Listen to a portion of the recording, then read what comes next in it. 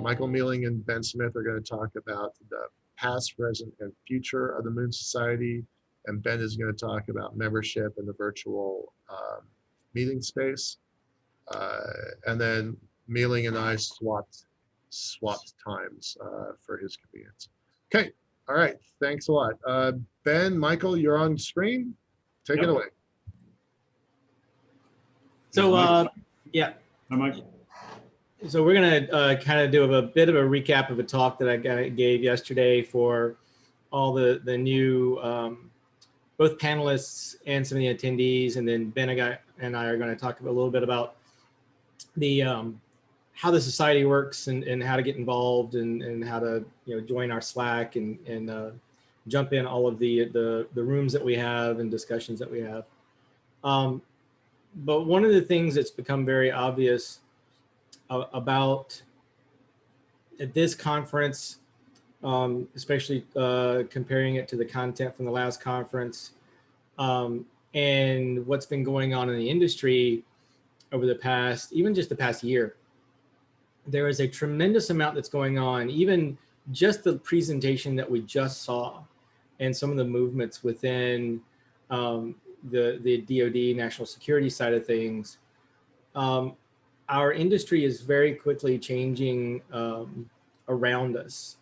As pretty much anybody at this conference will attest to, it's becoming very difficult to keep track of what's going on. And it is going to be getting far worse. The worse is a bad word. Far more interesting is, I think, the best way of putting it. Especially coming up in my talk after this, we talk about Starship. Our ability to impact what's going on, provide services, and provide a society for lunar, the moon, is changing. And so one of the challenges that the society has been discussing is, what does a society look like going forward? What problems is it trying to solve? What problems does the community feel that there needs to be solutions for that the society can provide? So we're looking for feedback from everyone here at the conference as far as the society acting as a focus for not just the people, the layperson that's interested in the moon and lunar development, but also people in industry that are professionals in this area. What can we do to help you do your jobs and advance the entire industry? So like I said, we're at a bit of a crossroads right now to figure out what that looks like. And this conference was one of the results of that kind of discussion, reviving something that hadn't happened in several years in response to the refocus on the moon during the past 5 or 6 years. And so I wanted to get some thoughts from Ben on, especially giving his talk with some of the things in terms of lunar development, not from the top down, I've got a $10 billion budget and I'm going to go do something, but from the lower end of what can I do for a lot less money. Can you give us some of your thoughts for one of the challenges that the society is facing, but also some of the opportunities? Yeah, I mean, I would definitely build on what you said. We need to figure out what we could do to add value and move things forward. And I would say the corollary to that is, we need leaders to add value and move things forward. Because right now we've got a very small team and everybody is full up and nobody's got bandwidth to start new projects. And so if you want to see the Moon Society do some great stuff, then not only become a member, but actually help us do the great stuff. And I emphasize leaders, because it'd be great to get volunteers, that would help, but we need people to actually run these programs and manage the volunteers. And again, our small team does not have the bandwidth for much more. So that's kind of where we are. That's the bottleneck.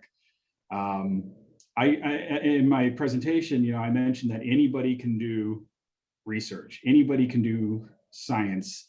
And I think that the society could definitely expand on that and be like, anybody can move lunar development and settlement forward.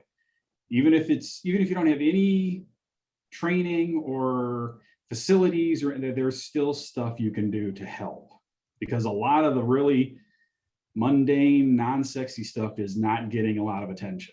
Everybody wants to build rockets, and that's getting a lot of attention. But it was mentioned at the last LDC that rockets aren't the problem, payloads are the problem. So there's a lot we can do as a society, but we really need money, and we need volunteers, and we need leaders. Yep. Yeah, we need the leaders, but one of the things that we do have is we have some of the infrastructure. We do. We have a 501c3. We get to do things. We can even lobby to a certain degree within that structure. We have a communications infrastructure. We have all those things that someone would need to be able to set something up and run with it, and all that support structure is there. Yep, you don't have to go recreate it. Yeah, we could definitely be like, come here with your passion, with your energy and your ideas, and we will help support you with it. So that's some of the feedback we're looking for. Some of my general thoughts about what some of the things that we can do. I do think that as an organization, we can take a bit more of a lead when it comes to political conversations. We can do lobbying to a certain degree within what a 501c3 can do. We can't lobby for specific candidates, and we can't lobby for specific legislation, but that's the way, for example, the Alliance for Space Development, which the society is part of, does all the time. We're all the time talking to Congress people, and it's the place where NSS and Planetary Society and Mars Society and all the other ones are out there. I think we're up to about 24 different organizations that are involved. We do that quite a bit, but the same way the Planetary Society will send about 200 people to the Hill, the Moon Society can do the same thing. And I think it would have a lot of impact, because most of these Congress people don't even think we exist.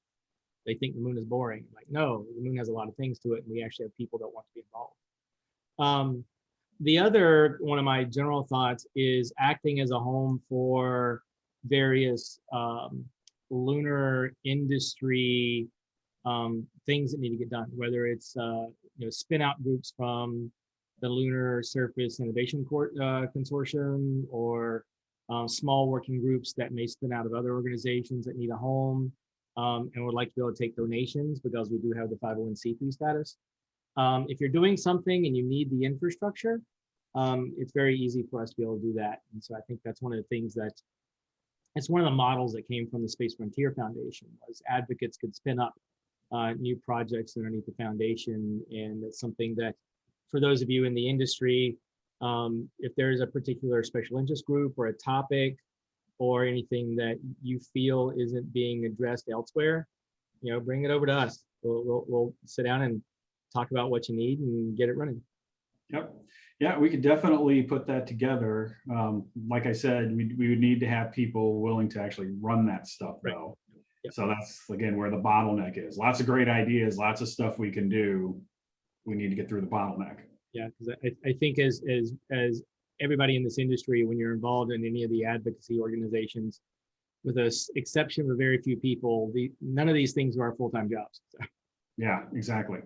Right. Does anybody have any questions on the society, or how we run things, or what we're capable of? If you want to go, send those to the Q&A or the panelists to send to the chat. If not, I think I might do Michael Lane a favor and get the schedule back on track. Yeah, we can give him a minute back. Yeah, we can give him a minute back. Which is sort of the reason why I decided to flip with him for this slot, because it was just easier to keep going.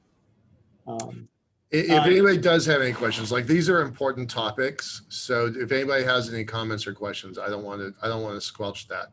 So does anybody? I had a question for Michael Lane. Oh.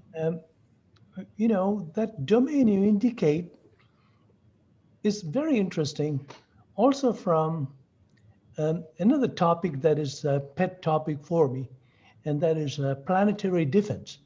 In any case, one of the things we learned from Mehan's treatise is agility.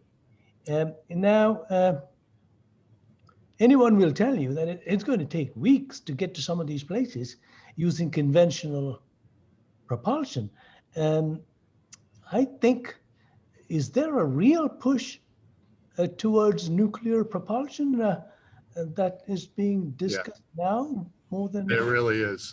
I don't want to derail this conversation very much, but there was a very important meeting last year in May that I attended, and Michael and I are attending this year, actually next week. There's a lot of interest in any flavor of building higher energy systems, whether it's nuke, whether it's RTG, propulsion, on the moon, whatever. The phrase that came out of the meeting last year was power in space equals power in space. And I think you can't ignore that. That's a very important, succinct way of looking at it. And out of that meeting last year, there were 8 different federal documents that evolved from that, so national policy documents that evolved from that meeting. So you're going to see more and more nuclear conversations in space. Yeah, I at least saw one project that's suggesting they want a full propulsive test by 2026. Yeah, it's definitely on its way. It's developing technology for sure, but it's going to be a part of the mix. All right, I'd love to talk to you more about this later on, sir.